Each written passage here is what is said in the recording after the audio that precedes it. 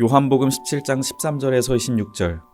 지금 내가 아버지께로 가오니 내가 세상에서 이 말을 하옵는 것은 그들로 내 기쁨을 그들 안에 충만히 가지게 하려 함이니이다. 내가 아버지의 말씀을 그들에게 주었사오매 세상이 그들을 미워하였사오니 이는 내가 세상에 속하지 아니함 같이 그들도 세상에 속하지 아니함으로 인함이니이다. 내가 비옵는 것은 그들을 세상에서 데려가시기를 위함이 아니요 다만 악에 빠지지 않게 보전하시기를 위함이니이다. 내가 세상에 속하지 아니함 같이 그들도 세상에 속하지 아니하였사옵나이다. 그들을 진리로 거룩하게 하옵소서. 아버지의 말씀은 진리니이다. 아버지께서 나를 세상에 보내신 것 같이 나도 그들을 세상에 보내었고 또 그들을 위하여 내가 나를 거룩하게 하오니 이는 그들도 진리로 거룩함을 얻게 하려 함이니이다.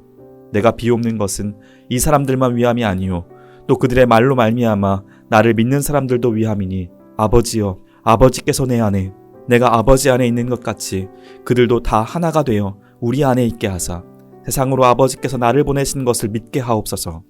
내게 주신 영광을 내가 그들에게 주었사오니 이는 우리가 하나가 된 것 같이 그들도 하나가 되게 하려 함이니이다.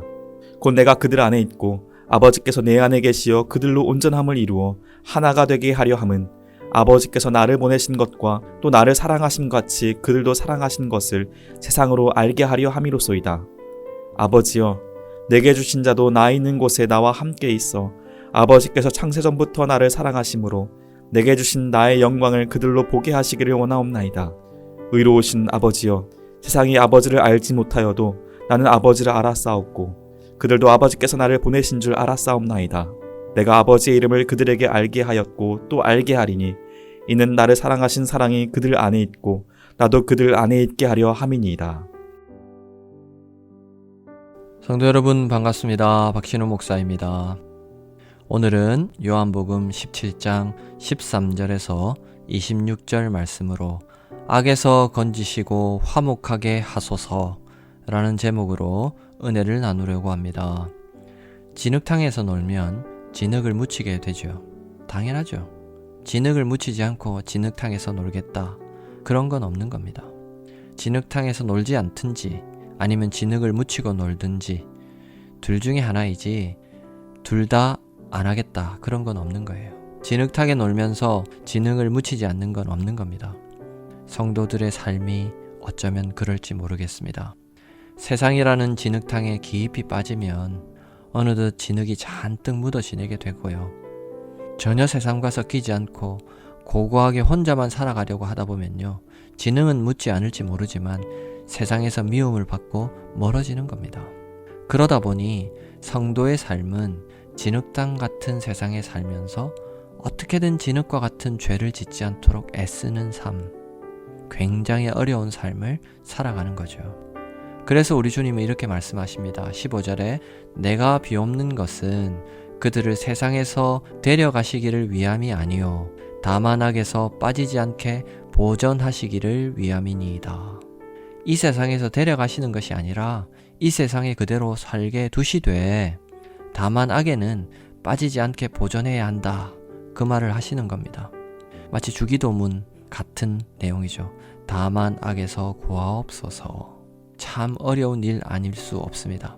세상에 살지만 세상에 속하지 않도록 세상의 진흙에 세상의 죄에 묻지 않도록 해야 한다는 거예요. 그게 16절 말씀인데요. 내가 세상에 속하지 아니함 같이 그들도 세상에 속하지 아니하였사옵나이다.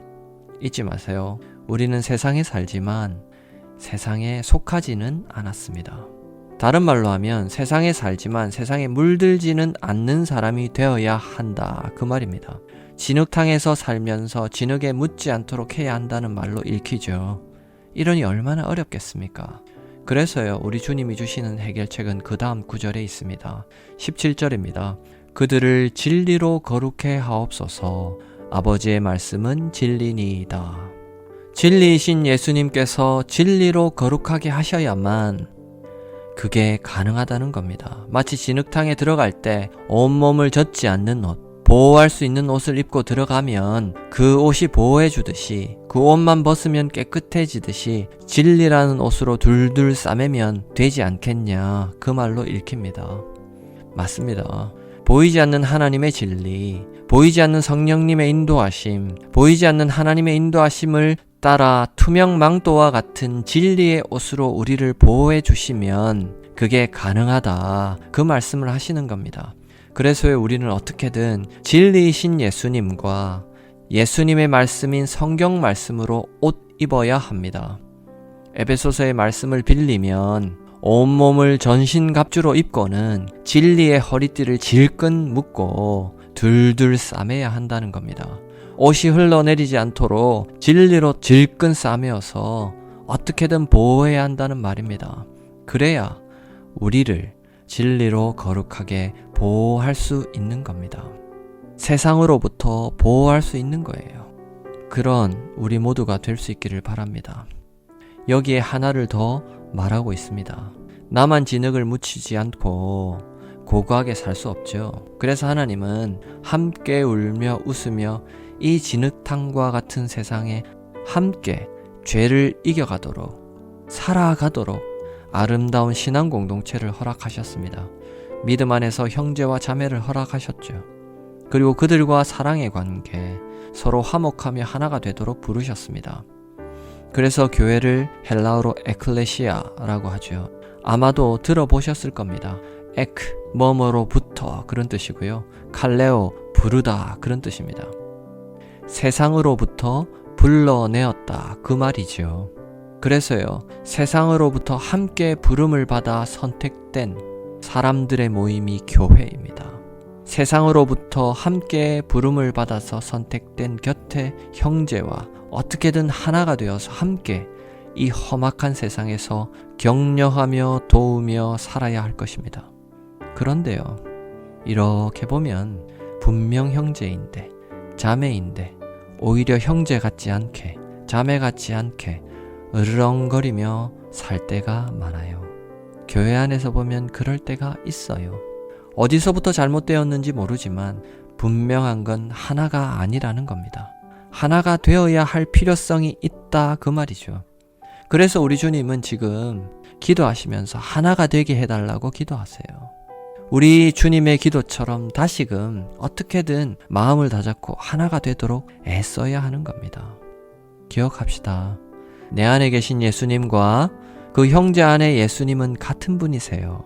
다른 분이 아니세요. 우리 안에 계신 예수님을 마음 아프게 하지 말아야 할 것입니다. 같은 이치로 우리 안에 계신 예수님이 어떻게든 우리가 하나 되기를 원하신다는 사실을 잊지 말아야 할 것입니다. 저희 집에 아이가 셋 있는데요. 제가 아버지가 되고 보니 부모로서 가장 힘들 때가 자녀들이 서로 다툴 때입니다. 이유가 무엇이건 자녀들이 다투면 그렇게 마음이 아플 수가 없어요. 우리 하늘 아버지도 그렇지 않을까요? 한 형제 한 자매가 다툴 때 그렇게 마음 아파하지 않으실까요? 그러니 어떻게든 오늘 하나가 되지 못하고 있다면 다시금 화해하고 화목하도록 애써 봅시다. 먼저 기도하고 말입니다. 내 안에 계신 예수님이 그 형제 안에도 계시니 그 형제의 마음을 만져달라고 기도해야 할 것입니다. 그렇게 노력하는 가운데 성령님이 도우셔서 다시금 하나가 되는 놀라운 은혜를 우리 모두가 입기를 바랍니다. 오늘도 이 말씀 붙들고 악에서 건짐받고 진리로 거룩하게 되고 화목하기를 애쓰는 우리 모두가 될 수 있기를 바랍니다. 오늘 하루도 승리하시기 바랍니다.